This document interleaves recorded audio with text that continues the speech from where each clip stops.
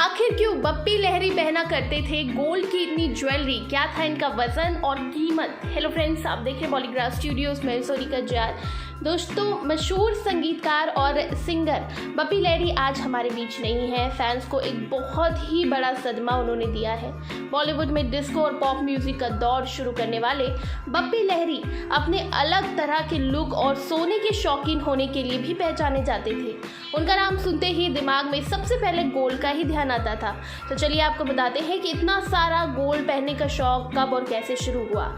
बप्पी लहरी ने साल 2014 में लोकसभा चुनाव लड़ा था और उस समय नॉमिनेशन फाइल करते हुए अपनी कुल संपत्ति के अलावा सोने चांदी का विवरण भी दिया था।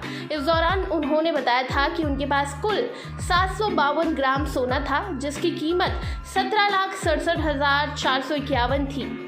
वहीं मौजूदा समय में 752 ग्राम की कीमत लगभग 40 लाख रुपए है। इसके अलावा वो हर साल सोने की चीज़ें खरीदते रहते थे। इसके अलावा बप्पी लहरी के पास 4.62 किलोग्राम चांदी भी था। लोकसभा चुनाव 2014 के दौरान दिए गए एफिडेविट के मुताबिक बप्पी लहरी के पास करीब 4.62 किलो के चांदी के गहने भी थे, जिसकी कीमत करीब 2,20,000 रुपए थी। 4.62 किलोग्राम सिल्वर की कीमत मौजूदा समय में करीब 2,91,000 रुपए है। बप्पी लहरी साल 2014 में बीजेपी की टिकट पर पश्चिम बंगाल के सीरमपुर से लोकसभा चुनाव में उतरे थे। इस दौरान चुनाव आयोग दिए गए एफिडेविट के मुताबिक बप्पी के पास कुल 12 करोड़ रुपए की संपत्ति थी। इसके अलावा उनके पास 5 कारें भी थी। गोल्ड के शौकीन बप्पी लहरी को कारों का भी काफी शौक था। एफिडेविट के अनुसार उनके पास 5 लग्जरी कारें थी, जिनमें BMW और ऑडी शामिल है। उनके पास 42 लाख रुपए की BMW, 32 लाख रुपए की ऑडी, 20 लाख रुपए की फिएट, 16 लाख रुपए की सोनाटा और 8 लाख रुपए की स्कॉर्पियो भी थी। बप्पी लहरी की तरह उनकी पत्नी चित्रानी लहरी को भी गोल्ड और डायमंड का शौक था।